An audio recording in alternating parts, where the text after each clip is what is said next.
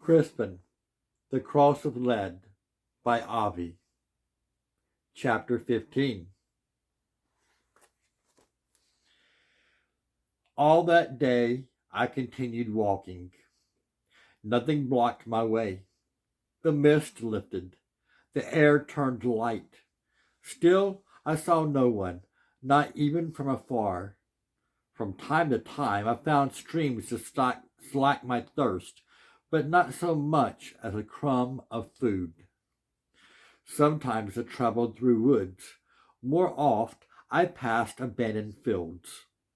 While I saw birds aplenty, heard them too, wood pigeons, cuckoos, thrushes, I wondered if England had no human souls.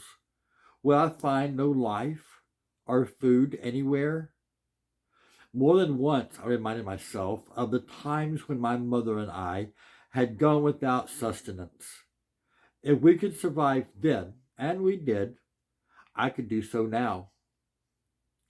During the afternoon of the following day, still going westerly, and while coming off a rise, I saw ahead what looked to be a village situated in a dell. It was a cluster of cottages, and taller than the rest, a church of stone. At first glance, it seemed as if the hamlet contained fewer dwellings than my own Stromford. Still, my heart began to race. Perhaps this was where God had led me, where I would gain my liberties, where people would treat me kindly, and where there would be food for me. Yet, as I drew close, I began to sense something greatly amiss. There was no rising smoke, no people, sheep, or cows.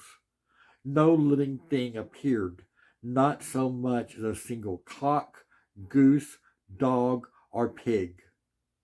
Nor were there smells, no dung, no manure. The fields I passed had long been unplowed. As I came into the village proper, I saw that all lay in ruin. Roofs had collapsed, walls had fallen in, carts and wheels were broken. Tools lay scattered on the ground. The roof thatch that remained was worn into shreds, full of gaping holes. House daubing had crumbled and remained unpatched. Wattle had unsprung. In the middle of the hamlet, I came upon a well whose surface water lay thick with clotted scum. My skin crawled with trepidation. Something ghastly had occurred. I was put to mind of my nightmarish thought that I had come to hell. But gradually I began to grasp what it was I'd come upon. The remnants of a village destroyed by the great plague of some years back. In Stromford, there had been much talk of this devastating pestilence, the Great Mortality, as it was called. Our village had lost more than half its inhabitants, some by death, others by a desperate fleeing. It had caused my own father's death. The cause of this blight was well known. God had sent it as a punishment for our sins. All one could do was pray to Jesus and run, and even then there was no escape. As Father Quinnell had always warned, God, in his sweet mercy and unforgiving anger, touches whom he wants. No soul can escape his wrath.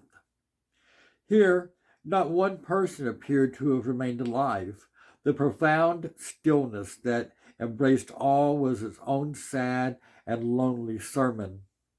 Still, desperate to find some food, even a tiny morsel, I crept with care through what remained, fearful my steps might waken restless spirits. To protect myself, I gripped the cross of lead in my hand. In search of food, I made myself enter one of the better structures, an empty cottage with half a roof. Some of its walls remained. In a collapsed corner sat a brown-boned skeleton. About its open ribs lay shreds of old cloth. Once fair hair dangled from its skinless skull. Its fleshless hands clutched a tiny cross. I made a sign of the cross over my own hammering heart and retreated, then rushed through the village, wanting nothing more than to flee. But as I was passing the broken church, I heard a solitary singing voice. Ah, dear God, how can this be, that all things wear and waste away? End of chapter 15 of Crispin, The Cross of Lead by Avi.